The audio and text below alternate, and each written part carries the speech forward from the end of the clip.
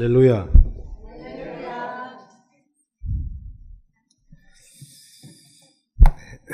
기도하겠습니다. 좋으신 아버지 하나님, 배우고 확신한 일에 거하라고 하셨사온데 저희들에게 이미 밝혀 드러나고 가르침받은 진리의 말씀을 또 이 시간 함께 배우기를 원합니다. 우리가 배워서 생명의 양식으로 삼고 또 주변에 있는 성도들을 가르쳐 도울 수 있는, 세울 수 있는 그러한 일들에 이 시간 사용되기를 바랍니다. 겸손히 주님의 말씀을 배우게 하시고 하나님의 은혜 가운데 머물게 하시며 또 하나님의 생명의 말씀으로 말미암아 우리가 힘을 얻고 또 다른 사람에게 힘을 줄 수 있는 그러한 은혜를 허락하여 주시옵소서.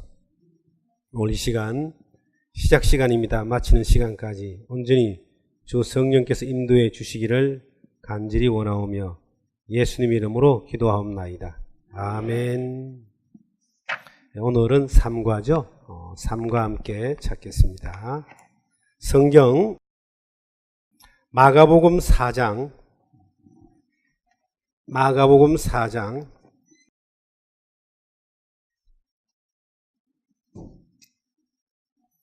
26절에서 29절까지를 먼저 제가 읽겠습니다.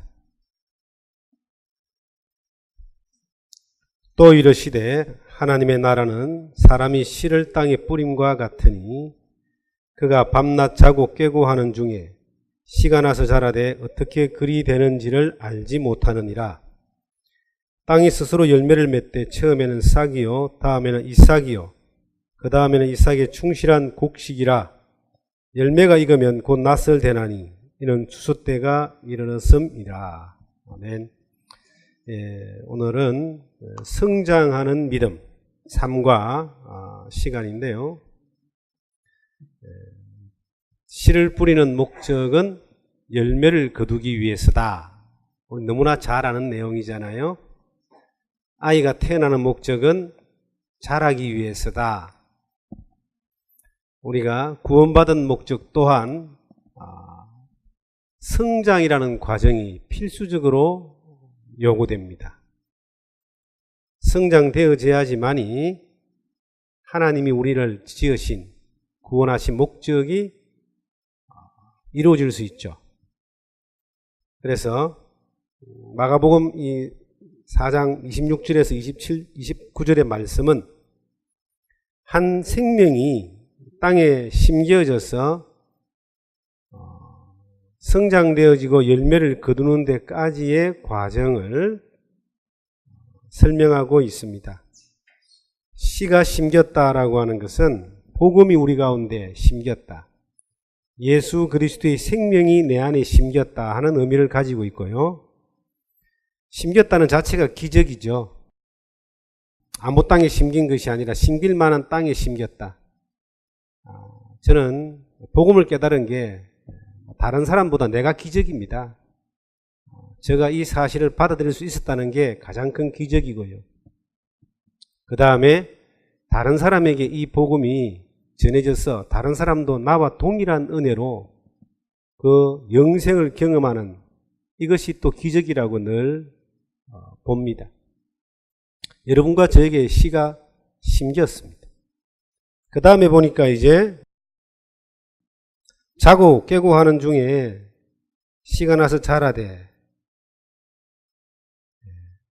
땅이 스스로 열매를 맺되 처음에는 싹이요 이삭이요 그 다음에 충실한 곡식이다 그랬습니다. 자고 깨려고 하는 중에 씨가 심기면은 태양의 뜨거운 햇빛, 온도, 또 물, 또 땅에 있는 흙의 영양분 이런 것들이 종합적으로 같이 이렇게 역할을 해야지만이 싹이 올라옵니다. 저는 한 사람의 성도가 그리스도 안에서 성장하는 걸 보니까 절대로 혼자서 성장하는 사람이 없습니다. 하나님의 은혜도 있고 또 교회의 큰 어떤 그 사랑도 있고 또 성도들의 기도가 있고 함께 참여하는 그러한 도움이 있을 때에 그 가운데 성장합니다. 혼자는 신앙생활을 잘 못하게 되어 있습니다. 마태복음 18장에 보시면은 두세 사람이 내 이름으로 모인 곳에 나도 그들과 함께 있다. 항상 교회는 단위가 복수입니다. 그래서 누군가가 나를 도왔기 때문에 내가 지금 이 교회 가운데, 믿음 가운데 있는 것처럼 나도 누군가를 도울 때에 그 누군가가 삭이 나고 이삭이 나고 곡식, 열매를 맺을 수 있는 것처럼 저는 우리도 누군가를 도울 수 있는 사람이 되었으면 좋겠습니다. 누군가를 돕기 위해서 이 성경 공부를 한다면은 참 은혜가 될 겁니다. 우리 교회는 복음을 깨달은 지 길게는 40년, 30년 믿음의 참 선배들이 많이 계신데요. 그분들은 이런 내용을 안 배워도 신앙생활 잘합니다. 어디 갖다 놔도 잘 살 수 있어요. 그런데 새롭게 복음을 깨닫고 믿음 안에 들어오는 사람들에게는 말씀을 훈련하고 배우고 옆에서 돌보고 가르치고 하는 것은 필수적인 겁니다. 여러분도 누군가를 도울 수 있는 그런 마음으로 이제 성경을 배운다면은 아마 더 도움이 될 겁니다. 삭이 났다는 말은 이것은 이제 살았다 이 말이죠. 그리고 이삭이 나고 자랍니다. 성장의 과정이 분명히 필요한데 성장의 목적은 열매를 따는 거죠. 예수님도 무화과 나무에 열매를 구하기 위해서 갔다가 열매가 없자 그냥 저주에서 말라 죽게 만드는 사건이 나옵니다. 물론 우리가 열매가 없다고 해서 구원이 없어지거나 그런 건 않지만 우리가 믿음 안에서 열매를 거둘 수 있는 믿음으로 성장할 때에 비로소 하나님은 기뻐하신다. 그래서 충실한 곡식을 맺는 여러분과 제가 되었으면 좋겠습니다. 주님이 기뻐하는 곡식, 주님이 참으로 기쁨이 되는 그러한 열매를 맺는 여러분과 제가 되기를 바라는 마음으로 성장하는 믿음에 대한 공부를 함께 시작하겠습니다. 박스 안의 내용을 제가 읽겠습니다. 예수를 믿고 구원을 받았다는 것은 그리스도 안에서 새로 출생하였다는 것을 뜻합니다. 고린도서 5장 17절 비록 나이가 3, 40 혹은 80세라도 그리스도의 십자가의 은혜로 죄사함을 받는 그 순간이 바로 영적 출생기입니다. 그러나 갓난아이라도 사람인 것처럼 처음 믿는 사람도 하나님의 온전한 백성입니다. 그리고 갓난아이는 성장하지 않으면 안 됩니다. 그러므로 정상적인 그리스도인은 거듭나면서부터 영적인 면에서 무럭무럭 자라야 합니다. 나이 80이 되신 분도 복음을 깨닫는 그 순간 영적으로는 어린아이로 탄생하는 겁니다. 우리가 육체의 나이가 100살이 돼도 하나님 나이에 비하면 아무것도 아니잖아요. 오늘도 낮에 오늘 설교로 딱 서니까 눈에 탁 들어오는 그 노인 두 분이 눈에 들어와서 얼마나 감격했는지 모릅니다. 그분들이 복음을 깨달았다 이렇게 고백을 하고 교회를 이렇게 나오신 것에 대해서 얼마나 감사한지 모르는데 그분들의 면면은 대단한 어떤 스펙을 가지고 있더라고요. 해병, 대령, 다 해병대 장교 대령 출신이더라고요. 그리고 우리나라의 국가를 위해서 아주 헌신하신 분이고 글을 막 영어로 쓰시는 분이에요. 영어로 막 글을 쓰시는 분인데 이분들이 세상에 어떤 스펙과 어떤 전공을 가졌다 할지라도 복음을 깨닫는 그 순간 새로운 피조물로 태어나는 겁니다. 영적으로는 어린아이입니다. 모든 어린아이가 태어나면은 과정이 비슷하잖아요. 갓난아이 때부터 시작해서 성장하는 과정이 거의 대동소이하듯이 모든 영적인 성장도 마찬가지라는 것 같아요. 대부분의 그리스도인들이 비슷한 환경과 비슷한 과정과 비슷한 그러한 시간들을 보내게 됩니다. 자고 깨는 중에 이게 삭이 난다는 것처럼 세월이 지나가는 가운데 비슷한 것들을 이렇게 겪고 가는 거예요. 그런데 이제 영적으로 거듭난 탄생한 사람이 무럭무럭 성장을 해야 되는데 성장을 방해하는 것들이 분명히 있다는 거예요. 그것은 마귀가 방해를 합니다. 그리고 우리의 어떤 영적 게으름이나 순종하지 못하는 그러한 자세나 이런 것들이 이제 우리가 성장을 방해할 수 있습니다. 우리가 에스겔서 16장을 찾아보시면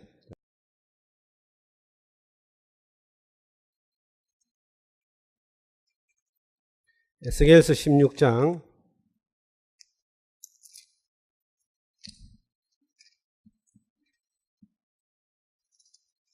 15절을 보시면요.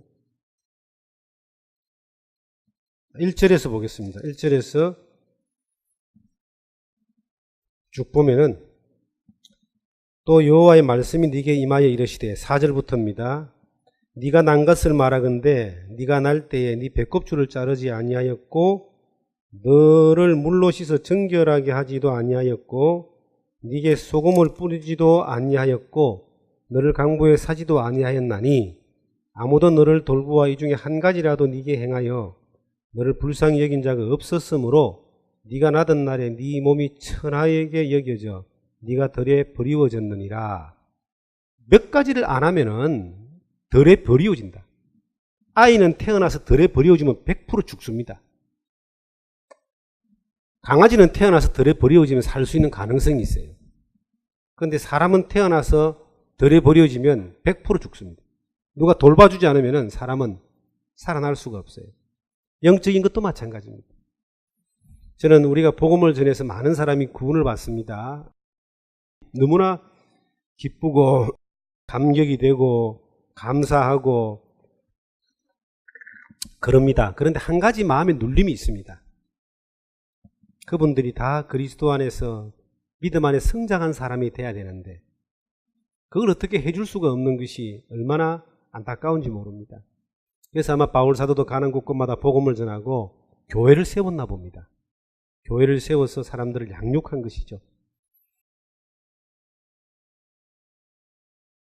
우리가 사는 지금 이 시대에도 온 천지에 교회가 있고 나가야 될 곳이 많지만은 말씀을 깨닫고 신앙생활을 안 하는 사람들이 참 많이 있습니다.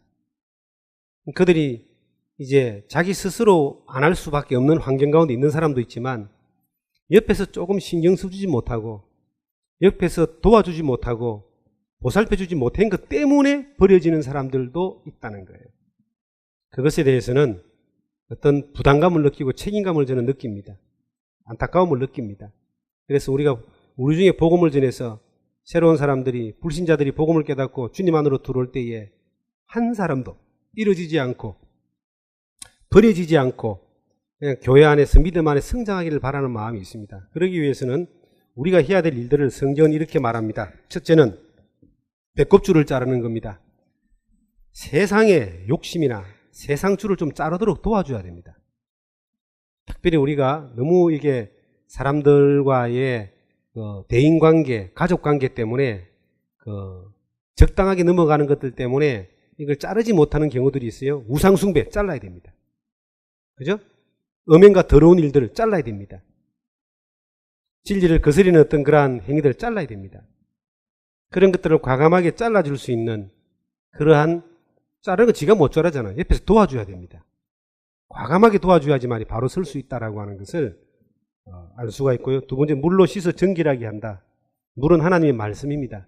말씀을 끊임없이 공급하고 말씀을 들을 수 있는 자리에 끊임없이 데리고 오고 또 만나서 말씀으로 교제 나누고 그런 사람들은요 살아남아요. 교회 안에 붙어 있고 성장합니다. 말씀으로 끊임없이 씻어주는 거죠. 그래서 소금을 뿌린다는 말은 구별시키는 겁니다. 왜 애들 키우면 부모들이 그러잖아요. 야, 저기 가서 놀지 마라. 저기 가면 안 돼. 저런 사람 따라가면 안 돼. 이렇게 훈련을 시키는 건 뭡니까? 그렇게 해야 분별력을 가지고 나쁜데 옳지 못한 곳에 휩쓸려 가지 않도록 하기 위해서 그렇게 경고를 하고 권면을 하는 것처럼 우리도 소금을 뿌리는 사람들로 하여금 그리스도인이 해야 될 일과 하지 않아야 될 일들과 또 그리스도인들의 자세와 그런 그리스도인들의 어떤 그 세계관과 이런 것들을 말씀으로 권면으로 교제로 계속 소금을 뿌린다라고 이제 그렇게 말할 수 있습니다. 그리고 이제 뭐라고 되어 있습니까? 강보에 사지도 아니하고, 강보는 사랑을 이야기하죠. 그리스도 안에서 서로 이렇게 안아주는 가장 중요한 겁니다. 교회 생활을, 세상에서 상처받고 헤매다가 교회 들어와서 상처받고 가는 사람들이 있습니다. 주변에 그런 사람들이 있을 거예요. 물론 상처받고 가는 사람들이 잘못된 확률이 많죠. 어리기 때문에 외형적으로 보이는 것만 가지고 판단하고 결정 내리기 때문에 그럴 수 있습니다. 그런데 교회가, 여러분과 제가 먼저 된 사람들이 아이를 강보에 사는 것처럼 더 큰 사랑으로 안아주고 보호해 준다면은 이 사람들은 시간이 지나면서 성장하고 난 뒤에 그때 내가 잘못했나 보다. 잘못했다. 그때 내가 어리석었다. 이런 유치했다. 이런 어떤 것들을 또 깨달을 수가 있겠죠. 그래서 강보에 사는 것. 이것이 교회가 해야 될 중요한 역할이다라고 저는 그렇게 봅니다. 이 교회는 어차피 상처받은 사람들이 들어옵니다. 완벽한 사람들이 몇 명이나 있습니까? 전들 완벽하겠습니까?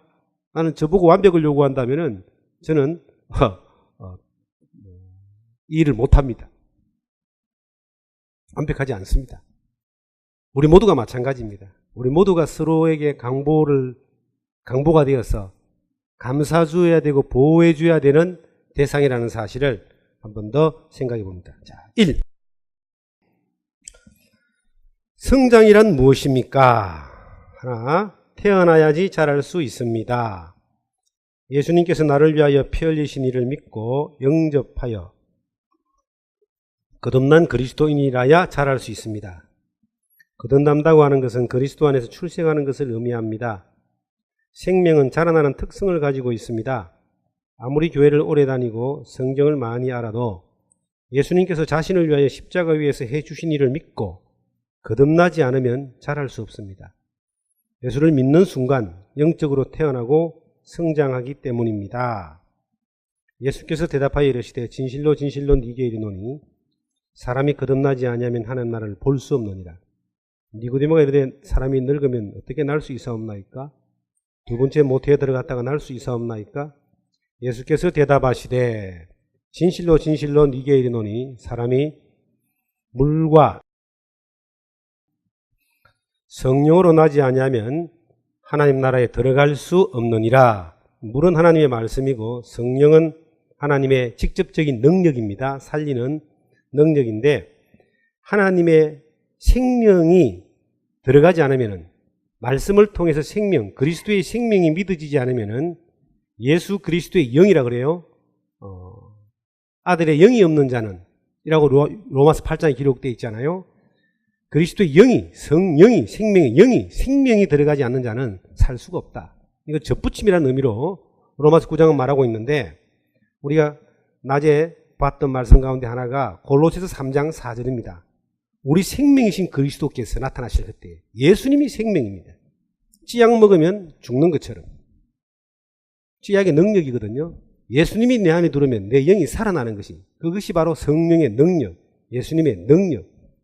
그가 하신 일이 내 죄를 영원히 사해놨다는 사실이 믿어지는 그 순간 그 능력이 내 안에서 나로 하나님의 자녀로 삼고 영으로 거듭나게 하는 새로운 피조물이 되게 하는 것입니다.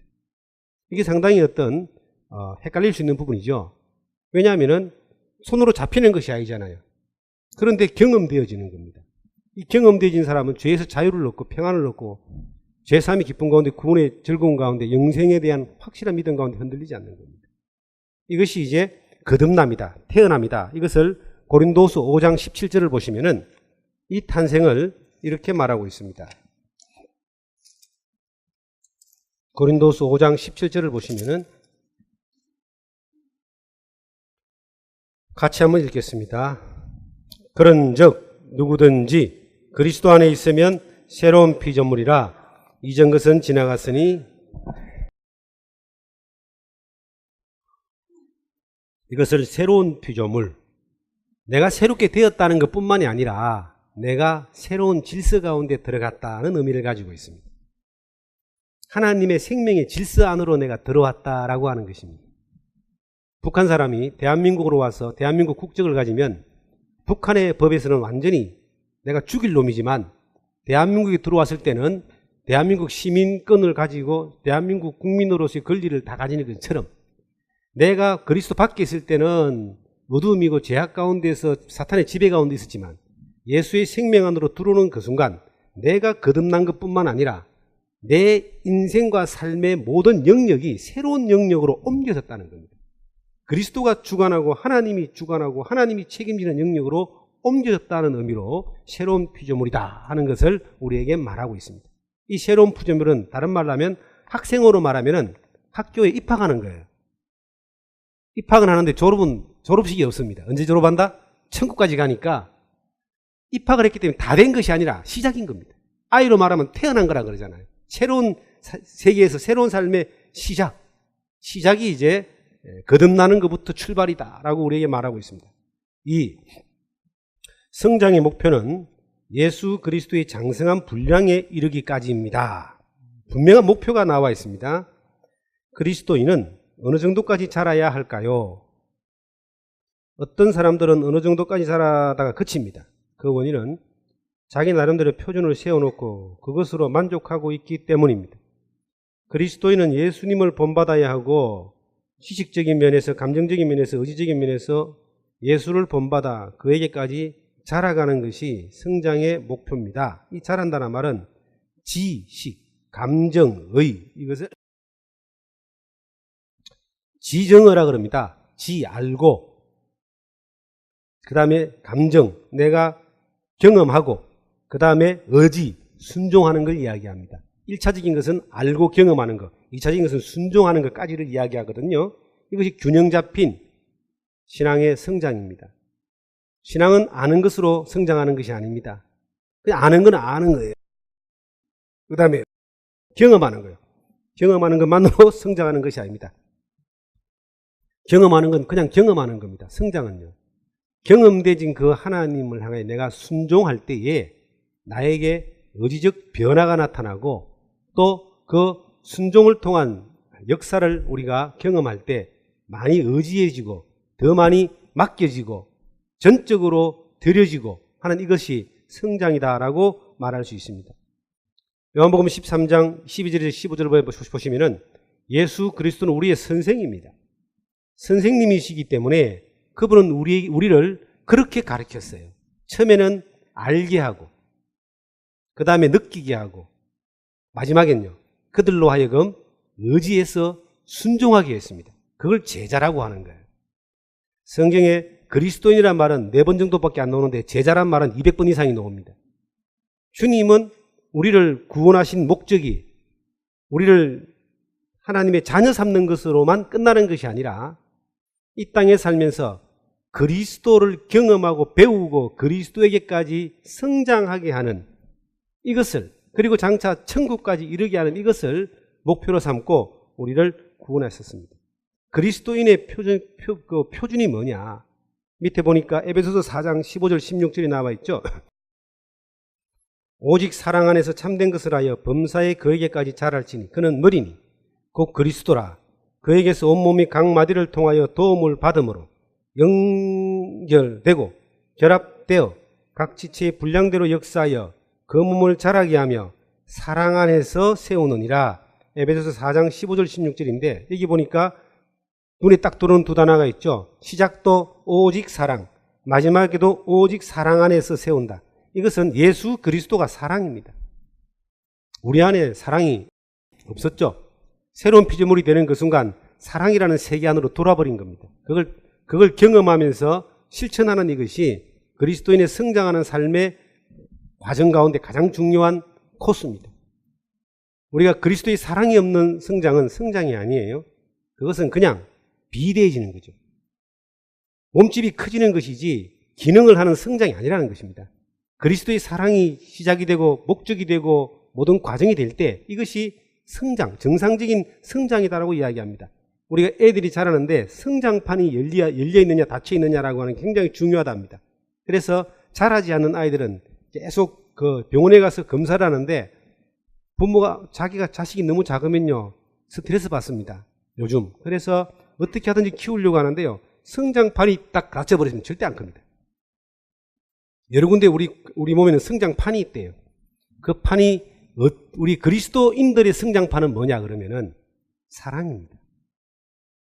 그리스도의 사랑이 성장판이에요. 그 사랑이 그리스도에게 자라게 하는 데에 가장 중요한 역할을 하는 겁니다. 내 안에 사랑이 얼마나 흘렀느냐라고 하는 이것이, 흘러가고 있느냐라고 하는 이것이 내가 그리스도 안에 성장하느냐 성장하지 않느냐라고 하는 열쇠입니다. 어떤 면에서는 이것이. 사랑이 없다. 예. 사랑은 곧 복음과 연결되죠. 생명과 연결되죠. 이것이 내 안에 기본적으로 갖춰져 있지 않고 그것이 나를 움직이지 못한다면 우리는 내가 스스로 볼 때는 성장했는지 몰라도 주님이 보실 때는 성장하고는 관계없는 비대, 비만 이런 것들로 아마 평가하지 않을까 이런 생각을 제가 해봅니다. 고린도전서 10장 31절에 보면은 너희는 먹든지 마시든지 무엇을 하든지 하나님의 영광을 위해서 하라라고 이야기합니다. 하나님의 영광을 위해서 하라. 자, 우리가 하나님의 영광이 뭘 통해 하나님의 영광 받습니까? 하나님의 영광은 이르전 영혼이 주님께 돌아오는 것을 가장 크게 봅니다. 하나님의 뜻이 거기에 있기 때문입니다. 그리스도의 사랑의 뜻이 거기에 있기 때문입니다. 그리고 성경은 말합니다. 마태복음 6장 33절에 너희는 먼저 그의 나라와 그의 의를 구하라 그럽니다. 항상 최고의 기준점을 성경은 말하고 있습니다. 최고의 기준점이 하나님의 나라와 하나님의 의입니다. 이 뭐죠? 우리가 다 알고 있잖아요. 예수 그리스도의 복음 외에, 그리스도의 사랑 외에 하나님의 나라와 하나님의 의가 있습니까? 이것을 우리가 숨기면 안 됩니다. 이것을 평가절하면 안 됩니다. 이 가치를 떨어뜨리면 안 된다는 거예요. 내가 아무리 다른 것들을 그거보다 더 높은 곳에 높이려고 해도 하나님이 그걸 인정하지 않는 거예요. 하나님은 하나님의 나라와 하나님의 의, 또 하나님의 영광, 예수 그리스도의 생명, 이것이 최고의 가치점에 두고 있는 거예요. 우리가 가야 될 최고의 목표입니다. 기준입니다. 표준입니다. 그것 외에 다른 것들을 가지고 그 자리에 놓아버리면 이거는 잘못된 거죠. 2000년 전이나 1000년 전이나 지금이나 100년 전이나 복음안에 쓰임받은 수많은 무리들은 그것이 최고의 가치점이었고 그게 전부였습니다. 그 안에 모든 것들이, 그 사랑 안에 모든 것들이 자람과 성장과 역사와 모든 것들이 함께 포함돼서 움직여가는 것입니다. 이것을 성경은 우리에게 성장의 목표다라고 말하고 있습니다. 우리가 신앙생활의 목표가 내 이름 내고 내 권력 따지고 내 스펙 만들고 내 동상 세우고 이런 것들이 목표입니까? 그런 사람도 있더라고요. 그런데 그 사람들은 잘못된 신앙입니다. 우리는 예수 그리스도에는 다른 것이 없어요. 그리스도만 영광받고 하나님만 영광받고 그리스도의 복음만 전해지고 하나님의 역사만 나타나는 것이 우리의 삶의 목표가 되어야 됩니다. 그리스도 생명을 주신 예수님이 나에게 요구하는 요구인 거예요. 그 요구를 따라가는 것이, 따라가다 보면 주님을 닮고 주님을 닮다 보면 주님이 쓰시고 주님이 쓰시다 보면 역사하고 뭐 그런 것들을 경험하고 하는 것을 성장이라고 말하고 있습니다. 자, 밑에 보시면 어떻게 성장할 수 있습니까? 라고 나옵니다. 하나님의 자녀들은 하나님과 올바른 관계를 맺고 유지할 때 자연적으로 성장합니다. 그리고 영적 양식인 말씀을 통해, 영적 호흡인 기도를 통해 하나님의 말씀을 순종하고 성도들과 교제할 때, 그리고 교회 활동과 복음을 다른 사람에게 전하는 전도 활동을 통해 성장합니다. 이 중에서 성경을 통해 성장과 기도에 통한 성장을 대하여 배워보도록 하겠습니다. 중요한 거는요, 잘하게 하시는 분은 하나님이다 하는 게 절대적인 거예요. 1. 성경을 통해 성장합니다. 어린아이가 음식을 먹어야 자랄 수 있는 것처럼 구원받은 사람도 어린아이와 같이 때문에 하나님의 말씀인 성경, 즉 신령한 도의 젖을 먹고 자라나야 합니다. 갓난아이 같이 순전하고 신령한 젖을 사모하라. 이는 그로 말미암아 너희로 구원에 이르도록 자라게 하려 함이니라. 베드로전서 2장 2절의 말씀이고요. 욥기 23장 12절의 말씀은 내가 그의 입술의 명령을 어기지 아니하고 정한 음식보다 그의 입에 말씀을 기여겼다 그랬어요. 예수님이 마태복음 4장 4절에 사람이 떡으로만 살 것이 아니요 하나님의 입에서 나오는 모든 말씀으로 살리라 그랬습니다. 육신으로 만들어졌기 때문에 흙으로 난 걸 먹고 살아야만 됩니다. 그런데 하나님이 정말 알게 해주고 싶은 세계는, 이스라엘 백성들에게 광야에서 하나님이 알게 해주고 싶었던 세계는 하나님의 말씀으로 사는 방법을 알게 해주고 싶었습니다. 그래서 광야 40년이 필요했던 것처럼 우리도 이 땅에서 신앙생활하면서 우리의 성장이 육신에 필요한 것들을 채우는 것들로 되는 것이 아니라 하나님의 말씀으로 되는 것을 경험하게 하기를 원하는 겁니다. 교회가 뭐 하는 곳입니까? 떡집입니다. 떡집. 예수님이 베들레헴이라고. 예수님이 태어난 곳이 베들레헴, 떡집이라는 뜻입니다. 예수님은 요한복음 6장에 생명의 떡이라 그랬어요. 우리가 이곳에서 영적 성찬을 나누는데 예수님의 몸을 먹고 마시는 일을 하는 겁니다. 예수님의 몸이, 예수님이 우리에게 떡입니다. 끊임없이 떡을 나누는 것이 이것이 교제입니다. 예배입니다. 이 예배를 통해서 공급해 주기를 원하시는 게 뭐냐면 순전하고 신령한 양식이라고 말하고 있습니다. 순전하고 신령한 양식을 이야기할 때는 어머니 가슴에서 나오는 그 젖, 이것이 가장 순전하고 신령한 양식입니다.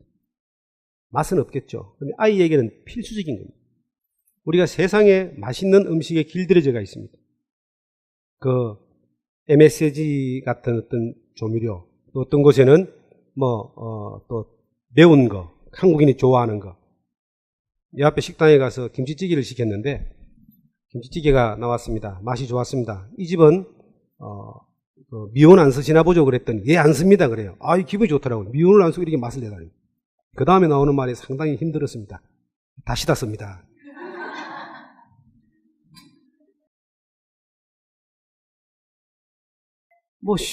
실제 있었던 이야기예요. 우리는 입맛이 그게 길들여져 가지고 이제 미원 안 넣고 다시다 안 들어가고 매운 거 안 들어가면 식당 안 되잖아요. 더 강하게 막. 요즘 하도 심하니까 착한 식당 프로그램이 나왔대요. 정말로 그 조미료를 안 쓰고 천연 조미료로 정직하게 하는 식당을 아무리 뒤져봐도 몇 개 없다고 이제 그런 신문을 본 적이 있는데, 교회는 사실은 정말 신령하고 순전한 젖, 세상의 어떤 맛이나 멋이나 이런 것들이 들어가지 않고 순수하게 보존된 하나님의 말씀만 증거되기를 원하는 겁니다. 특별히 요즘은 복음주의적인 어떤 설교를 하고 영혼 구원에 대한 설교를 하면요, 사람들이 잘 오질 않습니다.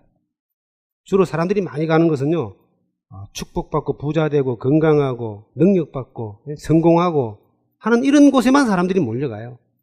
그런 것들이 땅에 있는 것들이잖아요. 그것을 위해서는 수많은 어떤 유명한 사람들의 말이나 책이나 글이나 이런 것들이 막 필요합니다. 설교의 대부분에 보면은 누가 뭐라고 했네, 어떤 사람이 뭐라고 했네, 신학은 어떻네, 누구는 어떻네 하고 이런 이야기들이 대부분 나와서 사람들의 길을 갖다가 즐겁게 만들어주고 마음을 흥분되게 만들어주고 하는데, 우리가 쫓아가야 될 생명의 양식은 그런 것들로 영이 성장하지 않습니다. 영이 성장하는 것은 신령하고 순전한 양식, 바로 조미료가 들어가지 않고 세상에 감미료가 들어가지 않고 순수하게 하나님 말씀만 들어가 있는, 이것이 우리를 성장케 하는 진리의 말씀입니다. 이것이 진정한 맛이 꿀과 송이꿀보다 달다고 시편에 다윗은 계속 그렇게 말하고 있는데, 말씀을 보다가 꿀과 송이꿀보다 단 게 뭐냐고 나한테 질문하는 사람이 있더라고요. 그래서 내가 뭐라고 대답하겠어요? 먹어봐야 아는 거야, 그거는. 그 맛이 뭐냐고 물어보는데 내가 먹어봐야 아는 거 아닙니까? 내가 경험해봐야 아는 거 아니겠어요? 말씀 가운데서 경험되어진 분들은 그 맛의 깊이가 어떤 것인지를 우리가 알 것입니다. 그래서 몸에 이로운 것은 입에는 달지 않아도, 자극적이지 않아도 이것이 몸에 이로운 것일 수 있고, 이게 입에는 정말 달지만은, 귀에는 달지만은 몸에 해로운 것일 수도 있다.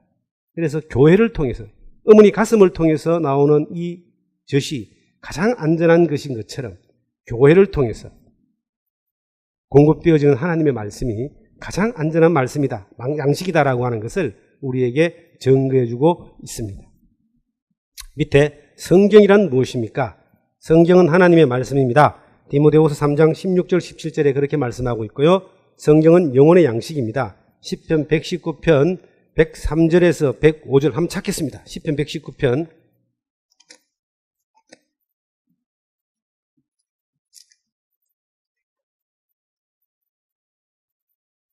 103절에서 105절을 보시면,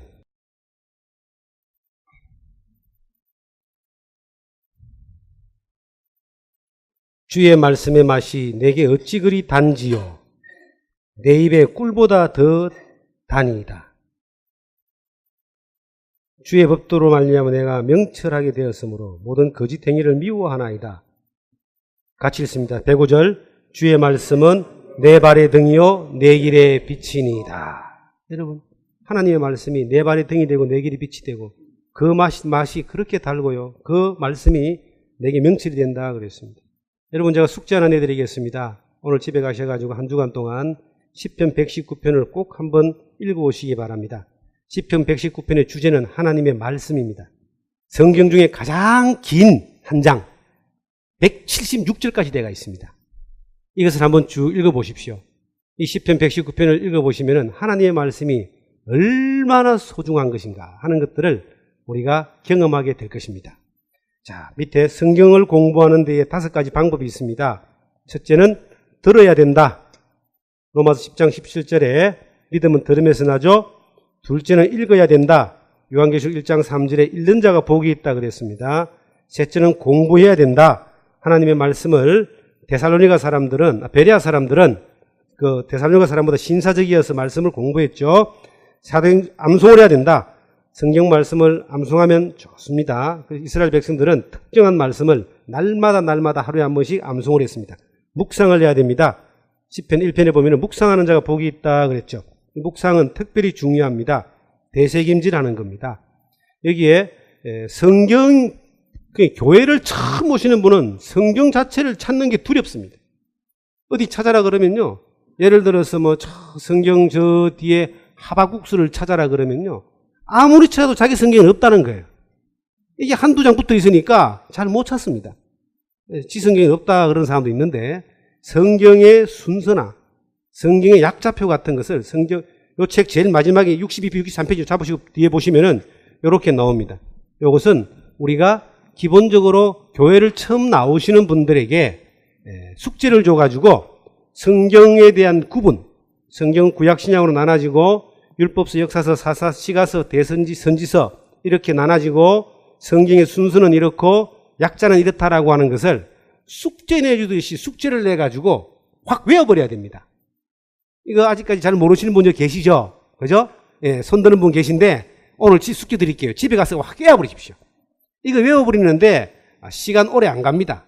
한 일주일 정도 하면 다 외울 겁니다. 그러면요, 그 목사님이 이제 누가 말씀을 전할 때 몇 장 며칠 하면 팍팍팍 찾잖아요. 항상 이렇게 더듬거리고 성경 찾다 보면 다 지나가 버리고, 늘 옆에서 도움받고 이러면 안 됩니다. 그래서 이것은 어려운 것이 아니기 때문에 순서를 외우고 성경의 특징에 대해서 미리 조금 공부해 놓으면 도움이 되실 겁니다. 자, 그 다음에 두 번째, 기도를 통해서 성장합니다. 기도는 하나님과 대화하는 것입니다. 모든 그리스도인들은 하나님과 직접 대화를 하는 특권을 가지고 있습니다. 우리는 기도를 통해서 하나님이 예수 그리스도 안에서 우리를 위하여 마련하신 모든 자원을 활용할 수 있습니다. 그리스도인이 되었다라고 하는 것은요, 복음을 깨달았다라고 하는 것은 여러 가지 특권이 있는데 기도할 수 있는 특권이 있는 거예요. 기도하면 하나님이 들어주신다는 약속도 있습니다. 그런데 기도의 가장 중요한 열쇠는 예수 그리스도입니다. 우리의 죄를 위해서 예수님이 중보가 됐잖아요. 지금도 하나님 우편에서 우리를 위해서 중보자로 계셔요.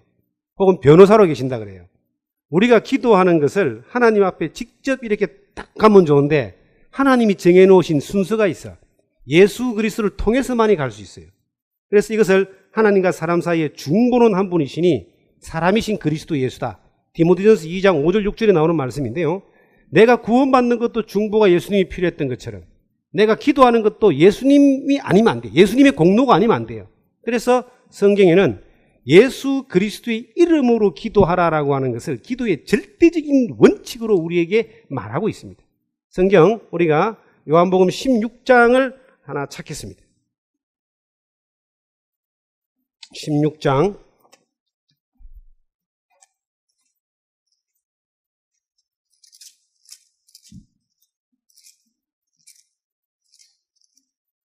16장 24절을 보겠습니다.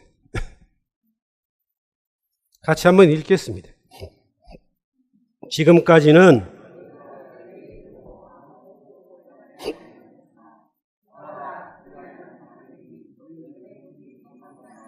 이 절대적인 약속입니다. 우리가 예수님 밖에 있을 때는 기도할 수 있는 자격이 없어요. 구해봐야 그거는 그냥 한탄, 요구일 따름인데요, 내가 예수님을 통해서 구원받으면요 하나님의 자녀가 됩니다. 그때부터는 뭐가 생기는 줄 아세요? 기도할 수 있는 자격이 생기는 거예요. 아버지 앞에 내가 돈 주세요 그러면 합당하면 아버지가 돈 주는 것처럼 돈 달라고 기도하지 마시고요, 하나님의 뜻에 합당한 기도를 하셔야 되는데, 예를 들어 그렇다 이 말입니다. 내 아들 친구가 나보고 아버지라 그래. 아버지 그래요. 근데 그 아이들이 나보고 아버지 돈 한 100만 원만 필요한데 달라 그러면 내가 주겠습니까? 부르기는 네 맘대로 불러도 나는 그 아이가 아들이 아니다 말이에요. 그런데 진짜 내 아들이 아버지 이래서 돈이 필요한데 달라 그러면은 그럼 아버지니까 필요하면 줄 수 있다는 거죠.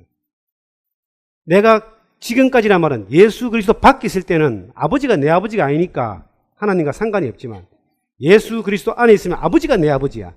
그러니까 그 아버지가 내게 약속해 주는 거예요. 한번 기도해봐. 내가 줄게. 여러분, 기도해서 응답을 한 번도 못 받으신 분들 손 한번 들어보세요. 기도해서 한 번도 응답 받은 적이 없는 분. 아무도 안 계시네. 부끄러워요. 네, 저는 날마다 응답 받습니다. 물론 응답되지 않는 부분도 있지만 수많은 것들은 하나님이 기도에 응답해 주셨습니다.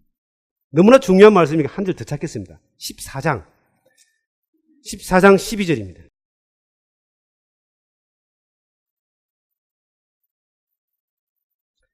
14장 12절 13절 읽을게요. 같이 한번 읽습니다.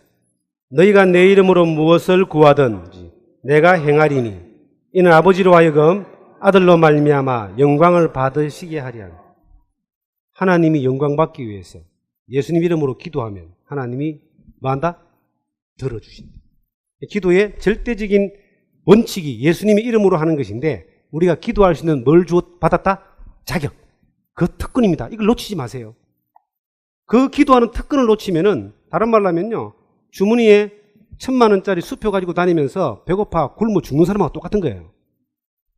어리석은 사람이잖아요. 그죠? 쓸 줄 알아야 됩니다. 밑에 보겠습니다. 기도에 가장 중요한 문과 열쇠가 있습니다. 모든 문을 들어가는데 열쇠가 필요하듯이 하나님께 응답받는 기도의 문은 예수 그리스도입니다. 그래서 우리는 예수님의 이름으로 기도합니다. 그리고 문을 여는 열쇠는 바로 하나님의 뜻 안에서 구하는 것입니다. 요한복음 15장 7절에 너희가 내 안에 거하고 내 말이 너희 안에 거하면 무엇이든지 원하는 대로 구하라. 그리하면 이루리라.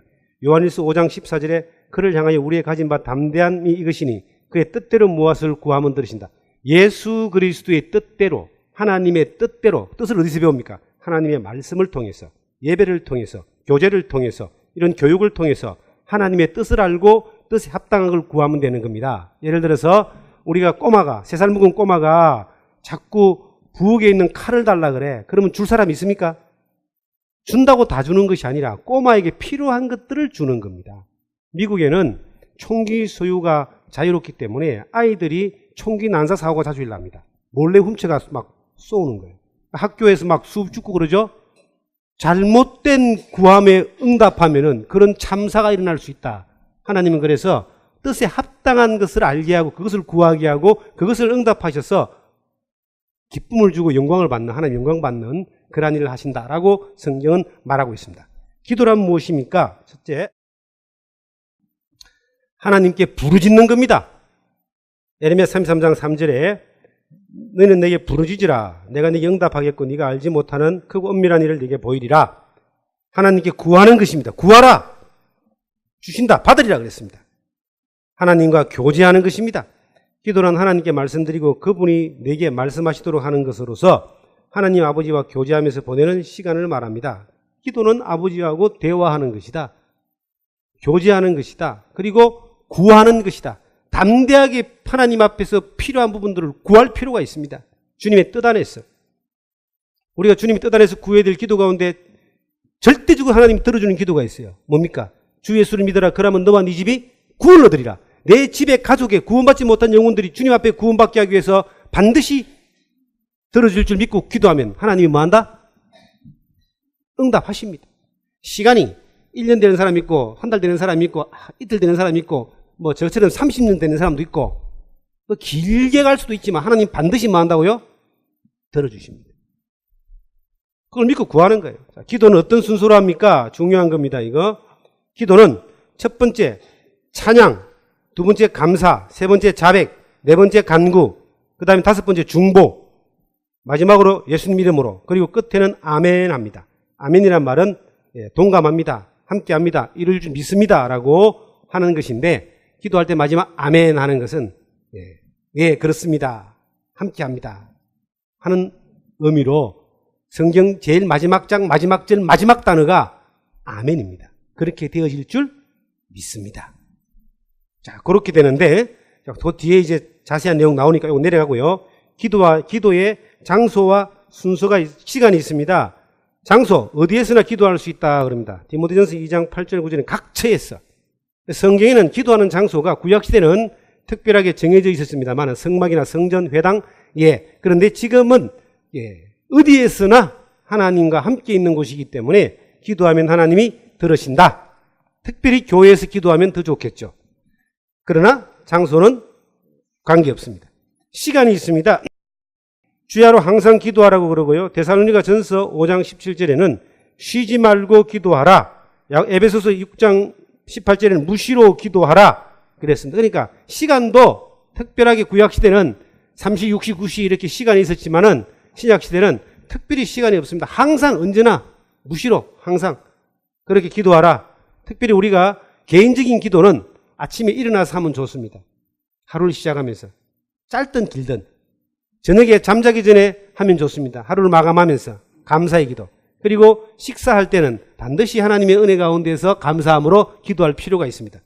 그랬더니 이제 어떤 분들이 도대체 기도를 어떻게 합니까? 라고 물어보는 분들이 계세요. 그런 분들의 질문을 저는 많이 받습니다. 그래서 이렇게 이야기하는데 나이 드신 분들은 이것도 잘 모르겠다 이 말이에요. 기억을 못 하겠다는 겁니다. 그래서 적어달라 그래. 그래서 몇 번 이렇게 순서를 적어준 경험이 있습니다. 그리고 이제 몇 번 적은 거 보고 하다가 나중에는 기도를 잘 하시더라고요. 한 장을 넘기시면요. 자, 아침에 일어나서 드리는 기도. 자, 이렇게 적어 드렸다 이 말입니다. 여러분, 요렇게 요대로 기도하라는 말 절대 아닙니다. 요렇게 기도하는 것이 이제 도움이 될 것이다. 전혀 내가 기도를 안 해보신 분, 자신이 없는 분들에게 요렇게 개인의 기도를 요 틀을 가지고 자기 것을 더 넣어서 적어서 기도해도 하나님이 적어서 보고하는 기도, 보고한다고 해서 뭐라 하지 않거든요. 적어놓은 거 보고 하나, 눈 감고 하나, 스스 하나 하나님 뭘 보신다? 중심을 보시니까. 그래서 아침에 드리는 기도 한번 읽어보겠습니다. 하나님 아버지, 오늘도 건강하게 깨어 하루를 시작하게 하심을 감사드립니다. 오늘 하나님 앞에 입술로, 마음으로, 행함으로 세상 사람들에게 본이 되게 하여 주옵소서. 그리하여 저의 행실로 주님을 나타내게 인도하소서. 오늘 해야 할 일을 잘 감당할 수 있는 지혜를 주시고 사람들과 관계 속에 하나님의 영광을 드러내는 하루가 되게 하여 주시옵소서. 예수님 이름으로 기도드리옵나이다. 아멘. 이거 기도하는데 뭐 2분도 안 걸리거든요. 그죠? 근데 아침에 딱 일어나서 기도를 하고 시작해 보세요. 하루가 다릅니다. 가장 아침에 일어나서 가장 먼저 하는 거, 기도. 그리고 뭐 성경을 볼 수 있으면 더 좋지만은 안 돼도 기도는 하십시오. 그 다음에 저녁 기도 나오고 식사 기도가 도대체 밥 먹을 때 기도를 어떻게 합니까? 이런 물어보는 분들이 계세요. 용기를 내어서. 그러면 감사합니다 하면 되는데 그래도 한번 이렇게 하면 좋겠다 해서 폼을 한번 짜봤습니다. 식사 전에 하는 기도 한번 같이 한번 읽어보겠습니다. 하나님 아버지, 오늘도 일용할 양식을 주시니 감사드립니다. 하나님께서 주신 음식을 기쁨으로 먹고 건강하여 하나님의 영광을 위하여 일하게 하여 주시옵소서. 예수님 이름으로 기도드리옵나이다. 아멘. 이거 하는 데는 30초밖에 안 걸리거든요. 어떤 사람은 밥 먹는데 기도를 너무 오래 해가지고 국이 다 식어버리는 그런 경우도 있는데 뭐 그렇게 할 필요는 없습니다. 그냥 감사하는 마음으로 하시면 되니까 그렇게 보시면 되고요. 그 다음에 기도에 관한 예문입니다. 요걸 지금 아까 순서를 말씀을 드렸죠. 이게 절대적인 것은 아닙니다만은 저는 이렇게 기도합니다. 저는 이 순서를 가지고 기도합니다. 물론 이것은 개인 기도에 적용이 되고 공중 기도에는 또 요거와 요 내용들 가운데서 우리가 공중이 필요한 기도를 적응해서 하는 것인데 지금 기도에 대한 예문은 개인적인 기도니까 요 순서대로 하면은 이 기도의 어떤 그 순서가 가장 잘 정리가 된 것이라고 저는 그렇게 봅니다. 첫째는 찬양입니다. 하나님을 찬양하는 겁니다. 뭐 전능하신 하나님, 사랑의 하나님, 나를 구원하신 하나님, 고마우신 하나님 이런 내용들 그분을 찬양하는 것. 두 번째 감사. 오늘 하루도 지켜주심에 감사드립니다. 나를 구원해 주셔서 감사합니다. 나와 함께해서 감사합니다. 그 감사. 세 번째 자백이 들어갑니다. 자백은 우리가 하나님 앞에서 하루를 살면서 혹은 뭐 어떤 기간을 살면서 부끄러운 모습을 행했던 것들이 있습니다. 죄는 영원히 사해놨지만은 자백을 해야지만 이것이 하나님과의 관계가 이루어지는 겁니다. 아들이 아버지의 돈을 1,000원 훔쳐서 갔습니다. 아버지는 그걸 모르고 있습니다. 아니 알아도 아버지는 그 아들 용서해놨습니다. 근데 아들 편에서 불편한 거예요. 아들 편에서 불편하니까 아버지 얼굴을 피하고 도망가고 숨고 그러잖아요. 근데 그냥 솔직히 딱 털어놓고 아버지 내가 잘못했습니다 그러면 아들아 그래 용서했다 앞으로 그러지 마라. 이게 자백입니다. 우리가 하나님 앞에 우리의 부끄러움을 털어놓는 거예요. 아마 이것들이 필요합니다. 그 다음에 간구. 간구는 교회나 아니면 개인이나 꼭 그 필요한 내용들이 기도가 있습니다. 본인이 가지고 있는 어떤 여러 가지 어떤 기도의 제목들 가운데서 간절히 기도해야 될 내용들이 있습니다. 가족이나 자녀나 뭐 여러 기도될 내용들이 있잖아요. 그것을 기도하는 겁니다. 그 다음에 중보입니다. 다른 사람을 위해서 기도하는 겁니다. 다른 사람의 가족의 구원이나 성도들 가운데 기도가 필요한 그 사람들에 대한 부탁이나 몸이 아픈 사람들이 수술한다면 수술을 위한 기도나 아니면 시험에 드는 사람들을 좀 회복하는 기도나 그런 어떤 중보의 기도. 저는 중보 기도하는 사람들이 참 많아요. 저를 위해서 기도하는 분도 많지만 저도 기도를 많이 부탁합니다. 하나님이 힘이 아니면 뭐 살기가 힘드니까. 그런데 저도 기도하는 사람이 많습니다.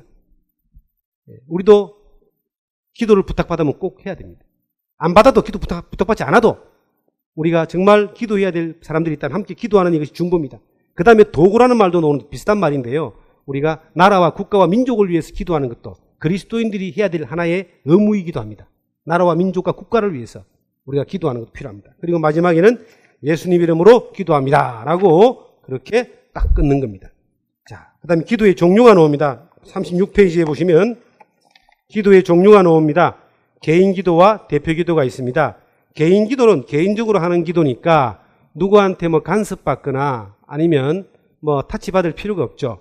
그런데 대표 기도는 이제 문제가 다릅니다. 대표 기도는 어떻게 됩니까? 여러 사람들이 공중 가운데 함께하는 기도니까 그래도 규모 있게 조금 전에 그 순서가 이제 하나의 어떤 적용이 되어지고 그리고 길지 않게 보다 개인적인 어떤 그 말을 하는 것이 아니라 공중에 하나님 앞에 예배 드리는 것을 위해서 드리는 뭐 그런 것들이 필요합니다. 그 다음에 기도의 응답. 하나님의 뜻 안에서 기도하면 반드시 응답됩니다. 응답에 대해서는 첫 번째는 즉시 응답입니다. 바로 응답되는 경우가 있어요.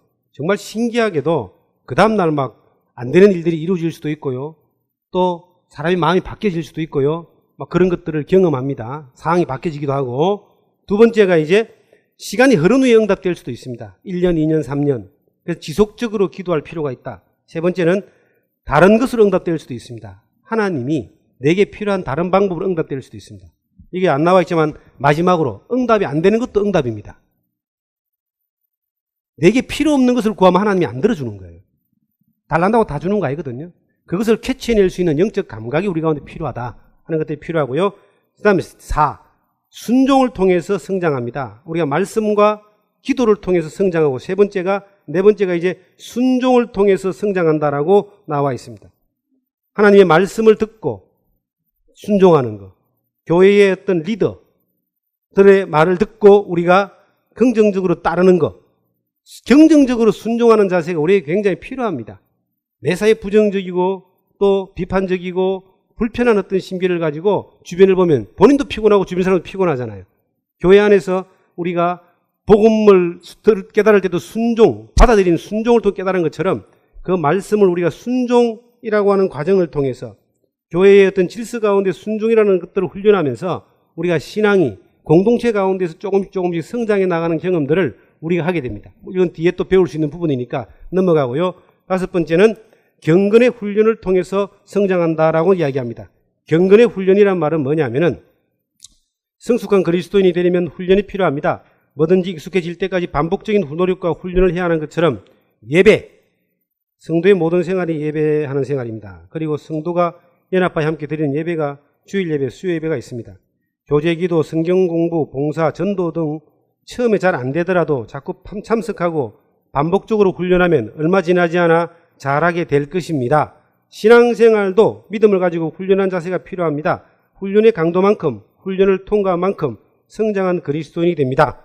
그래서 디모데전서 4장 7절 9절에 망령되고 헛다는 신화를 버리고 경건에 이르도록 네 자신을 연단하라.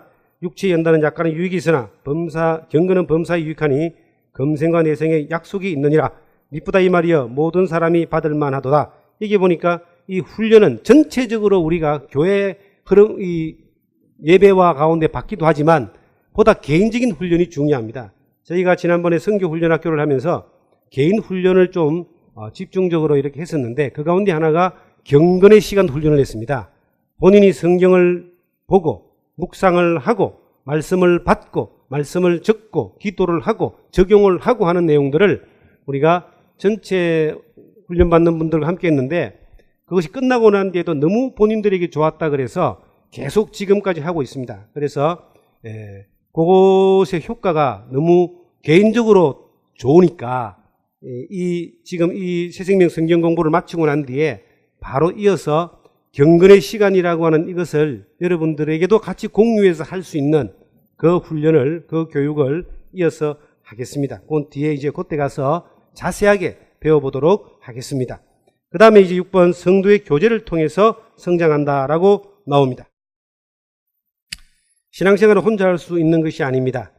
구원받은 성도들이 모여 공동체를 이루고 서로 돕고 교제하는 가운데 가르치기도 하고 배우기도 하는 것입니다. 거듭난 그리스도인이 되었다면 빨리 교회 성도님들과 친숙한 인간관계를 형성하도록 노력하십시오. 성도들과의 교제가 원만하게 이루어질 때 신앙이 성장합니다. 그래서 교제 떠난 그리스도인이 성장하는 것은 상당히 드물거든요. 혼자서 이렇게 성장할 수 있는 대목이 아닙니다. 그래서 부딪히고 서로 이래 또 깨지기도 하고 서로 또 이렇게 도움받고 세워지기도 하면서 이렇게 성장하는 것인데 빌립보서 1장 5절 6절은 그것을 말하기를 너희가 첫날부터 이제까지 복음을 위하여 참여하고 있기 때문이라. 그한 너희 안에서 착한 일을 시작하시니가 그리스도 예수의 날까지 이루실 줄을 우리가 확신한다.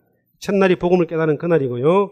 그리스도 예수의 날이 우리가 주님 앞에 가는 그날인데 우리가 복음 안에서 참여하고 교제하는 겁니다. 여러분과 제가 만났어.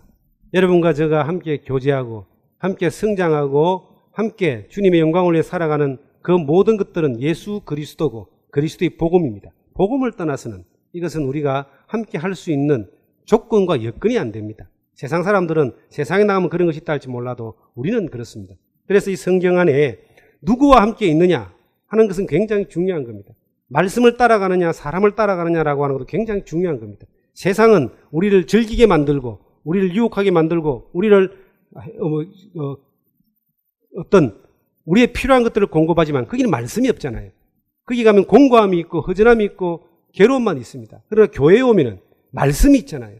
세상이 주는 것과 같은 육신적인 쾌락은 없다 할지라도 말씀이 있고 하나님의 은혜가 있고 하나님의 성령의 역사하심이 있고 이런 것들이 우리 가운데 역사할 때에 그 복음으로 말미암아 기쁨이 우리 가운데 오고 하나님 영광 받는 겁니다. 우리는 그것을 위해서 이곳에 참여했고 그것을 위해서 살기를 원하고 그것을 따라가기를 바라는 그런 고백 가운데서 함께 지금 하고 있는 겁니다. 그래서 우리가 그리스도 안에서 우리가 정상적으로 성장해야 되는 것 가장 중요하고 우리를 통해서 또 다른 사람을 성장시키는 것은 더 중요한 겁니다.